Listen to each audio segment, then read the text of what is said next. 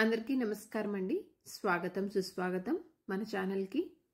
ఈ రోజు వీడియోలో ఈ 2025 సంవత్సరము సెప్టెంబర్ 21వ తేదీ ఆదివారము మహాలయ అమావాస్య రోజున ఏర్పడుతున్నటువంటి సూర్యగ్రహణం యొక్క పట్టు విడుపు సమయాలు ఎప్పుడు, అలాగే మన భారతదేశంలో ఈ గ్రహణం కనిపిస్తుందా, నియమాలు పాటించాలా, గర్భిణీ స్త్రీలు నియమాలు పాటించాలా, అసలు ఏ ప్రాంతాలలో ఈ గ్రహణం కనిపిస్తుంది, ఏ రాశి వారి గ్రహణాన్ని చూడకూడదు, ఇలా మొదలగున్న వాటి గురించి ఇప్పుడు క్లుప్తంగా ఈ వీడియోలో తెలుసుకుందాము.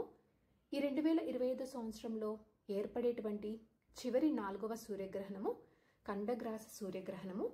పట్టు విడుపు సమయాలు చూసుకున్నట్లయితే మన భారత కాలమాన ప్రకారం చూసుకున్నట్లయితే సెప్టెంబర్ 21వ తేదీ ఆదివారం రోజున పట్టు కాల సమయము రాత్రి 10:59 విడుపు కాల సమయము రాత్రి 3:23 అయితే మనకి ఇక్కడ గ్రహణ కాల సమయం వచ్చేసి ఏర్పడుతుందేమో సూర్యగ్రహణము, కానీ కాల సమయం వచ్చేసి చంద్రుడు ఉన్నప్పుడు మనకి కాల సమయం అనేది చూపిస్తుంది మన భారత కాలమాన ప్రకారము.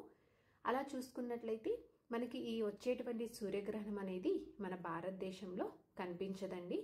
ఎలాంటి గ్రహణ నియమాలు కానీ ఎలాంటి సూతకాల నియమాలు కానీ భారతదేశంలో నివసించేటువంటి ప్రజలు పాటించాల్సినటువంటి అవసరం లేదు.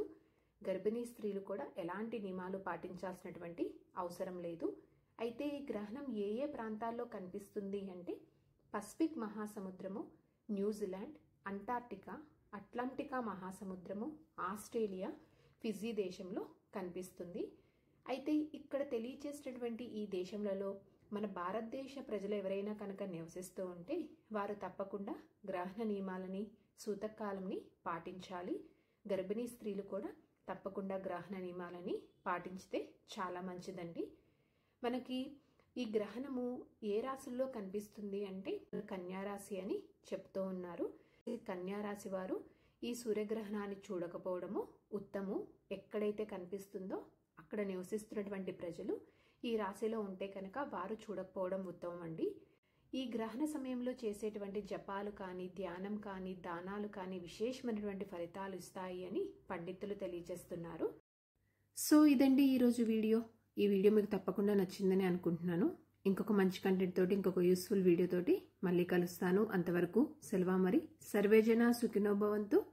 జై శ్రీమన్నారాయణ.